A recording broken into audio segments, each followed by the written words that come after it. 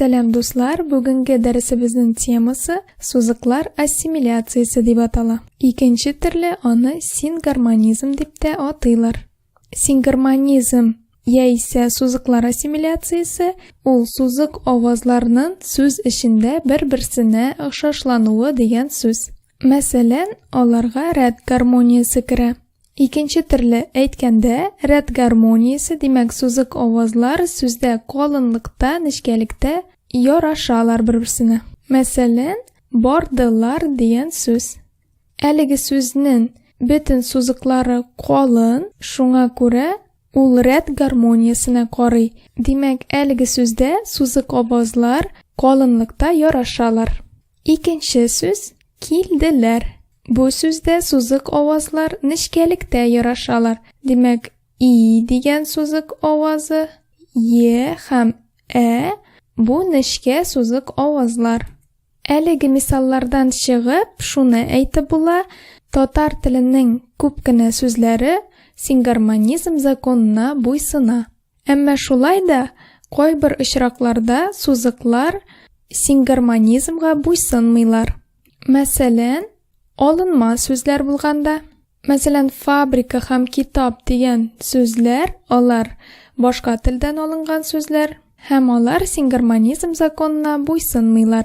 Masalan, fabrika degan so'zda a so'zig'i qolin so'zig, i nishka so'zig, a shulay qolin so'zig. Kitob degan so'zda i nishka so'zig, a qolin so'zig.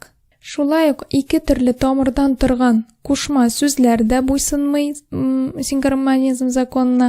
Masalan, kunyoq nishka so'zig, yo qolin so'zig. Bir yo'li ye nishka so'zig, yu qolin so'zig, qolin shulay so'zig. Uchinchi ishroq, masalan, kelish bilan turlangan qo'y bir zot almashliqlari, shulay qolar bo'ysunmaylar singarmonizm zakonina. Misol bo'lib, menga ham senga degan so'zlar tura. Masalan, menga degan so'zda i nishka so'zig, a qolin so'zig. Senga degan so'zda shulay i nishka so'zig, a qolin so'zig. Ham so'nggi ishroq sifatning kimlik darajasini bildiruvchi su qo'shimchali so'zlar. Masalan, zangar suv degan so'z.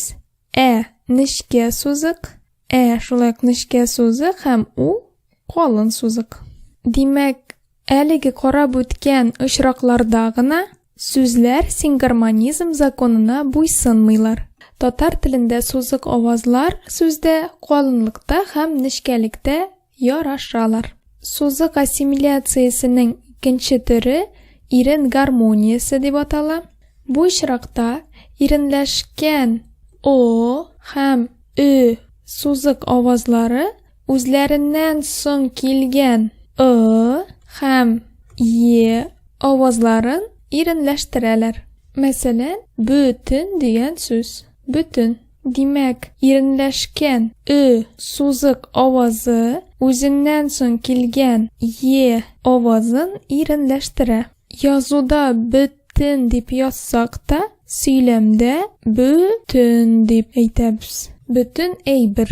İkinci misol, masalan, qo'lin degan so'z. Irinlashgan sözcük ovozi o'zidan so'ng kelgan sözcük ovozini irinlashtiradi. Ham söylemda qo'lin deb söylaymiz, ammo yozganda deb yozamiz. Shuning bilan dars tamom. E'tiboringiz uchun rahmat. Sog' bo'linglar.